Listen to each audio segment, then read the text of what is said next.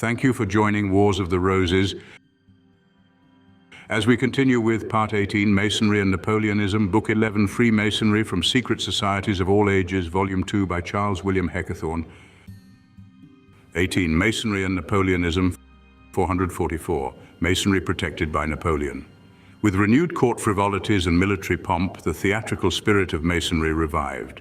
The institution, so active before and during the Revolution because it was governed by men who rightly understood and worthily represented its principles, during the Empire fell into academic puerilities, servile compliance, and endless squabbles. That period, which Masonic writers, attached to the latter and pleased with its apparent splendor, call the most flourishing of French Masonry, in the eyes of independent judges appears as the least important and the least honorable for the Masonic order. Napoleon at first intended to suppress Freemasonry, in which the dreaded ideologists might easily find a refuge. The representative system of the Grand Orient clashed with his monarchical principles, and the oligarchy of the Scotch rite aroused his suspicions. The Parisian lodges, however, practiced in the art of flattery, prostrated themselves before the first consul, prostrated themselves before the emperor, and sued for grace. The suspicions of Napoleon were not dissipated, but he perceived the policy of avoiding violent measures and of disciplining a body that might turn against him. The lodges were inundated with the lowest police agents, who rapidly attained the highest degrees and seized at the very outset the clue of any political intrigue which might be concocted there. Napoleon, after considerable hesitation, declared in favor of the Grand Orient, and the Scotch rite had to assume the second place. A single word of Napoleon had done more to establish peace between them than all former machinations.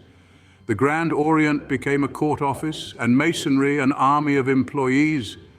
The Grand Mastership was offered to Joseph Napoleon, who accepted it, though never initiated into Freemasonry with the consent of his brother, who, however, for greater security, insisted on having his trusty Arch-Chancellor Cambaceres appointed Grand Master Adjunct, to be in reality the only head of the order. Gradually, all the rites existing in France gave in their adhesion to the imperial policy, electing Cambaceres as their chief dignitary, so that he eventually possessed more Masonic titles than any other man before or after him. In 1805, he was made Grand Master Adjunct of the Grand Orient. In 1806, Sovereign Grand Master of the Supreme Grand Council. In the same year, Grand Master of the Rite of Herodin of Kilwinning. In 1807, Supreme Head of the French Rite. In the same year, Grand Master of the Philosophic Scotch Rite. In 1808, Grand Master of the Order of Christ.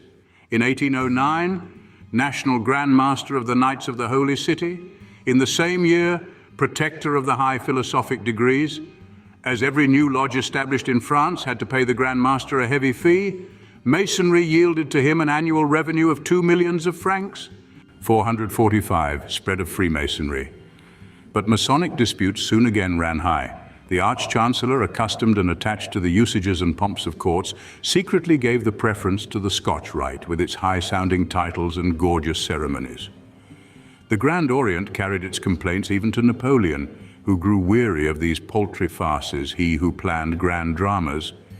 And at one time he had determined on abolishing the order altogether, but Cambaceres succeeded in arresting his purpose, showing him the dangers that might ensue from its suppression, dangers which must have appeared great, since Napoleon, who never hesitated then and allowed another to alter his views.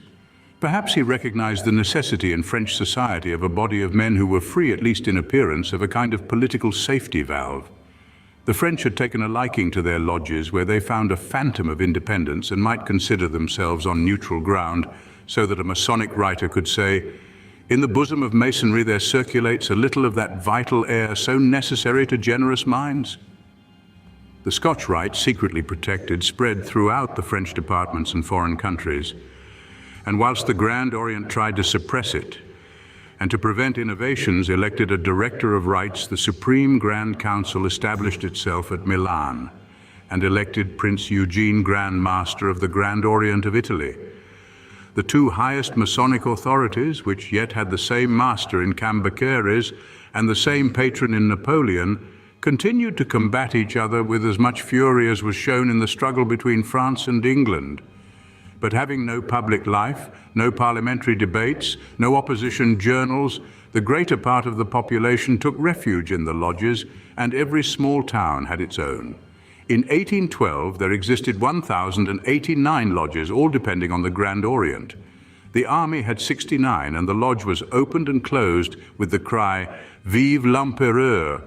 446, the clover leaves.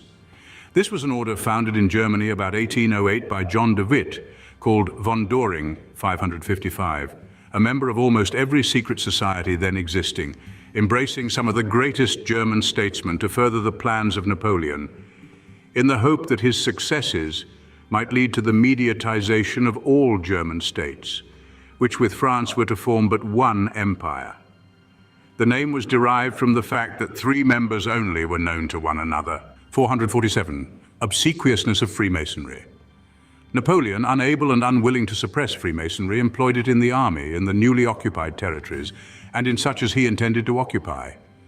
Imperial proselytism turned the lodges into schools of Napoleonism, but one section of Masonry, under the shadow of that protection, became the very contrary anti-Napoleonic, and not all the lodges closed their accustomed labors with the cry of "Vive l'Empereur!" It is, however, quite certain that Napoleon, by means of the Masonic Society, facilitated or secured his conquests.